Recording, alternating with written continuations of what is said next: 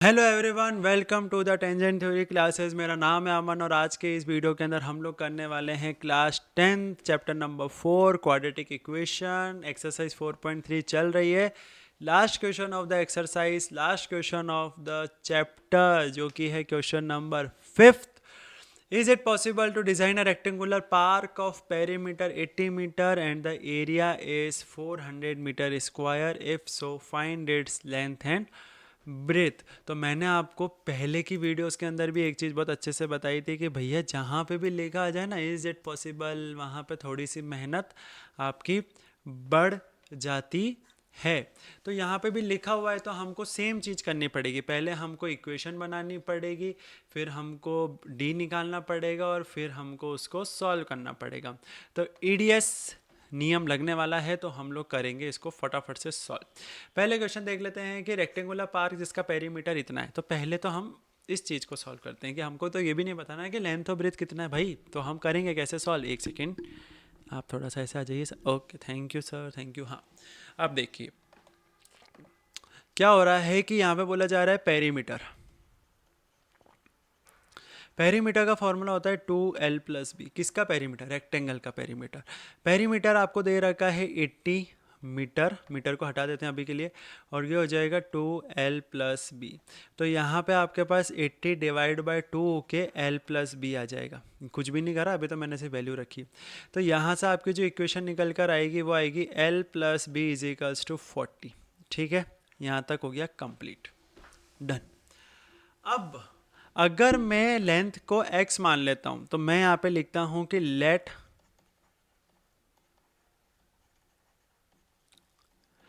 The length be x, और let नहीं, फिर देखो वैसे तो हर जगह यही लिखाया जाता है कि let the length be x, let the breadth be this this this, वो माना नहीं जाता है। सो फ्रॉम दिस इक्वेशन मैं तो ऐसे लिखूंगा, सो अकॉर्डिंग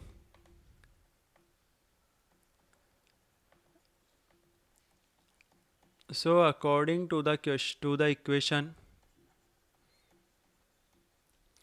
ब्रेथ हो जाएगी आपकी, ब्रेथ मैं यहाँ लिख रहा हूँ 40 माइनस का x। ठीक है, अगले पेज पे चलें या इसी पे करें? अभी तो इधर ही कर लेते हैं। अब यहाँ पे हमको एरिया दे रखा है, तो जो फॉर्मूला होता है रेक्टेंगल का वो होता है L×B=टू एरिया। लेंथ आपके पास हमने निकाल ही लिया है, वो हो जाएगा x, और ब्रेथ है अपने पास 40 माइनस का x, एरिया हो जाएगा 400। ये हो जाएगा 40x।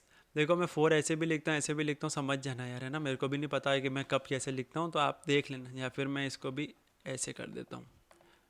अब ठीक है, 40x माइनस का x² = 400। थोड़ी सी इक्वेशन को सुंदर बना लेते हैं। माइनस का x² प्लस का 40x = 400। तो माइनस कॉमन लेना पड़ेगा, माइनस कॉमन लेके माइनस कॉमन लेना पड़ेगा। x² को माइनस पसंद नहीं है ना, तो हमको भी नहीं रखना पड़ेगा। तो ये हो जाएगा, नहीं अभी क्यों करें, अभी पसंद करवाऊँगा हम इसको। अभी पसंद करो बेटे, 40x, और यहाँ पे आ जाएगा आपके पास माइनस का 400। पहले हम ऐसे करेंगे, अब इसके बाद को हम वीडियो को बंद करना पड़ेगा मेरी, फिर सॉल्व करेंगे आगे।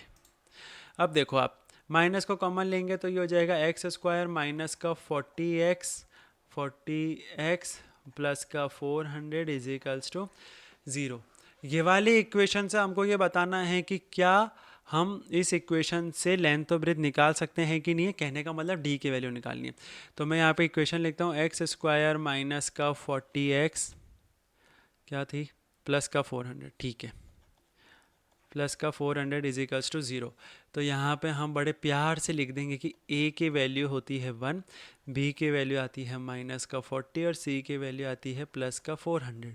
फिर हम कलर चेंज करेंगे ताकि कुछ कलरफुल ज़िंदगी रहे। तो हम d = b² माइनस 4ac का फॉर्मूला लगा के फिर कलर चेंज कर लेंगे, और यहाँ पे आ जाएगा d = b की जगह आ जाएगा माइनस का 40 का स्क्वायर माइनस का 400। ठीक है, डी नहीं लिखूंगा अब मैं। तो माइनस का 40 का स्क्वायर, 4 का स्क्वायर 16 होता है, तो 2 0 आगे लग जाएंगे, माइनस माइनस प्लस हो जाएगा, ये हो जाएगा माइनस का 1600। तो आंसर कितना आया? 0। डी की वैल्यू 0 आ गई। ओ हो, ओ हो, डी की वैल्यू क्या गई 0, मतलब आगे मेहनत करनी पड़ेगी। डी की वैल्यू 0 आ गई है, इसका मतलब होता है कि 2 इक्वल रियल रूट्स। जब 2 इक्वल रियल रूट्स आएंगे तो इसका मतलब आंसर भी इसका आएगा। आंसर इसका आएगा तो हमको क्या करना पड़ेगा, पेज को चेंज बदलना पड़ेगा। तो नेक्स्ट पेज पे हम लोग आ गए हैं और अब हमको इस इक्वेशन को सॉल्व करना पड़ेगा। तो इक्वेशन को सॉल्व करने के लिए हमारे पास ये वाली इक्वेशन है, इसके हम छोटे छोटे टुकड़े कर सकते हैं। तो छोटे छोटे टुकड़े करने के लिए हमारे पास क्या है, मिडल टर्म स्प्लिट कर लो यार, बेस्ट है। काहे इतनी मेहनत करनी क्वाड्रेटिक फार्मूला लगा के। तो मेरे को पता है कि मैं जब 400 के ऐसे छोटे छोटे टुकड़े करता हूँ तो मेरे पास आंसर आता है 200, फिर आता है 100, फिर आता है 2, फिर आता है 50, फिर आता है 2, फिर आता है 25, फिर आता है 5, 5, 5, 1। तो अगर मैं इसमें से निकालूंगा ना तो मेरे पास 40 और 20 और 20 बनेगा। क्योंकि अगर मैं एक्स स्क्वायर में, मतलब अगर मैं 220 लेता हूँ तो 220 से मैं प्लस करके 40 बना सकता हूँ और मल्टीप्लाई करके मैं 400 बना सकता हूँ, क्योंकि 20 का स्क्वायर 400 ही होता है। ये मैंने आपकी सहूलियत के लिए लिखा है, बाकी इसकी ज़रूरत नहीं थी इस वाले क्वेश्चन में, क्योंकि बहुत सिंपल है ये। तो यहाँ हो जाएगा 20x माइनस का 20x प्लस का 400 is equals to 0। Middle term split अपन को आती है, ठीक है। तो यहाँ से x कॉमन निकालेंगे तो ये हो जाएगा x माइनस 20, यहाँ से वापस से माइनस, और माइनस के साथ 20 भी कॉमन निकालेंगे। क्यों? क्योंकि यहाँ पे प्लस है तो यहाँ पे माइनस आएगा। बहुत बार करा चुका हूँ, इससे थोड़ी सी स्पीड में कराऊंगा। Is equals to 20 0। तो दो इक्वेशन बनी, x minus 20 is equals to 0।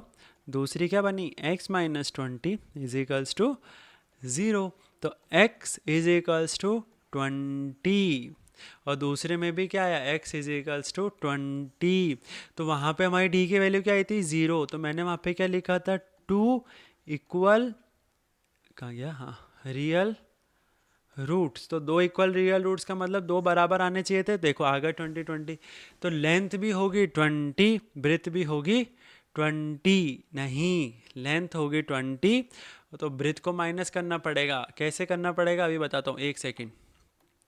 कहाँ लिखा था हमने, यहाँ लिखा था।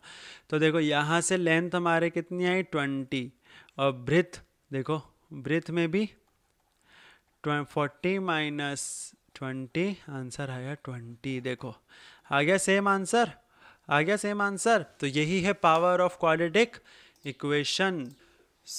तो ये चैप्टर होता है इसी क्वेश्चन के साथ कंप्लीट। अगर आपको ये चैप्टर, अगर आपको इस चैप्टर के क्वेश्चंस, कंप्लीट एक्सरसाइजेस समझ में आई हो तो please make sure to like the video, comment down below कैसा लगा सेशन। बहुत लंबा सेशन रहा है। इसके बाद चालू करेंगे chapter number 5 arithmetic progression. Proper समझाया जाएगा, एक एक चीज़ को लेके चलेंगे और 100% सॉल्व करेंगे जैसे इसके अंदर किया था।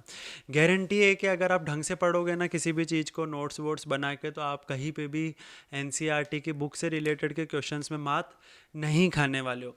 अब अगर आपको वीडियो अच्छी लगी हो ना तो please make sure to share, subscribe and like.